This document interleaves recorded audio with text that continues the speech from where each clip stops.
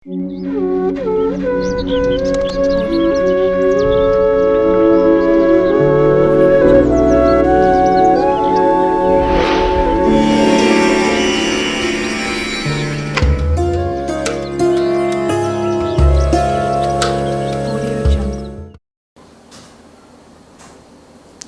రాశి వారికి ఏడాది తర్వాత రవి భగవానుడు సింహరాశిలో స్వక్షేత్రకంగా సంచారం చేయడము, అర్ధాష్టమ రవి కారణం వలన వీలైనంత వరకు మౌనం, ధ్యానం, ఆసనం, యోగా, మెడిటేషన్, ఆసనం, ప్రకృతితో పర్యావరణంతో కూడుకున్న జీవనాన్ని ఏర్పాటు చేసుకోగలగాలి.